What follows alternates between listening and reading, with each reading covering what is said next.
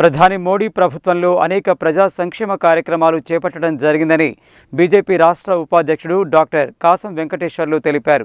కేంద్ర ప్రభుత్వం చేపట్టిన ప్రజా సంక్షేమ పథకాలను ప్రజల్లోకి తీసుకెళ్లాల్సిన బాధ్యత బీజేపీ కార్యకర్తలపై ఉందని అన్నారు.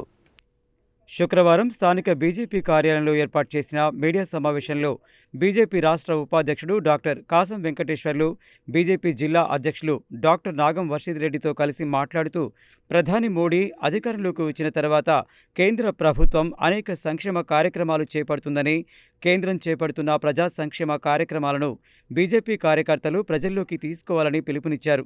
ఈ కార్యక్రమంలో బీజేపీ రాష్ట్ర అధికార ప్రతినిధి రాహుల్, రాష్ట్ర కార్యదర్శి మాధగోని శ్రీనివాస్ గౌడ్, రాష్ట్ర నాయకులు బండారు ప్రసాద్, పిల్లి రామరాజు యాదవ్, పోతేపాక సాంబయ్య, ఫకీర్ మోహన్ రెడ్డి, కంచెల్ల విద్యాసాగర్ రెడ్డి, వెంకన్న, బోగరి అనిల్, మంగళపల్లి కిషన్, పోకల దశరథ, శాంతి స్వరూప్ తదితరులు పాల్గొన్నారు.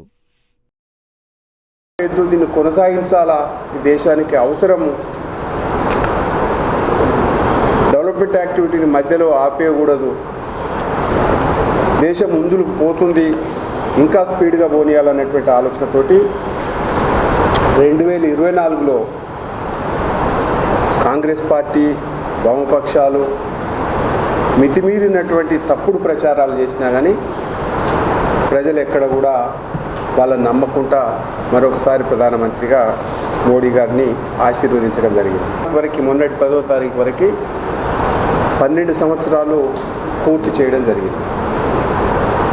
12 సంవత్సరాలు పూర్తి చేసిన తర్వాత మొట్టమొదటగా ఎన్నికైనటువంటి, అంటే ప్రజల చేత ఎన్నికైనటువంటి ప్రధానమంత్రిగా 12 సంవత్సరాలు పూర్తి చేయడం అనేది అరుదైన రికార్డు.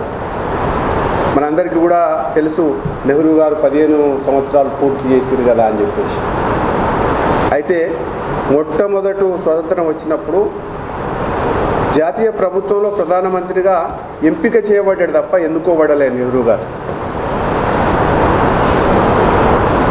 కాబట్టి అత్యధిక రోజులు 4399 రోజులు ఏకవిఘ్న ప్రధానమంత్రిగా కొనసాగినటువంటి వ్యక్తి ఎన్నుకున్నబడ్డే ప్రజల చేత ప్రజాస్వామ్యబద్ధంగా, రాజ్యాంగబద్ధంగా ప్రధానమంత్రి పదవి బాధ్యతలో ఉన్నటువంటి వ్యక్తిగా రికార్డు సృష్టించడం జరిగింది.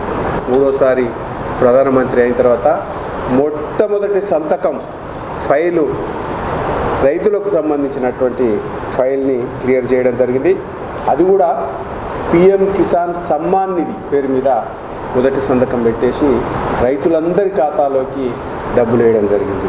అది 11 కోట్లకు చెందినటువంటి రైతుల ఖాతాల్లో 43 లక్షల కోట్లకు పైగా నిధులు జమ చేసినటువంటి గొప్ప ప్రధానమంత్రి గారు, గొప్ప ప్రభుత్వం నరేంద్ర మోడీ గారి భారతీయ జనతా పార్టీ ప్రభుత్వం అనేటువంటి విషయం ఈ సందర్భంగా గుర్తు చేస్తా ఉన్నాం.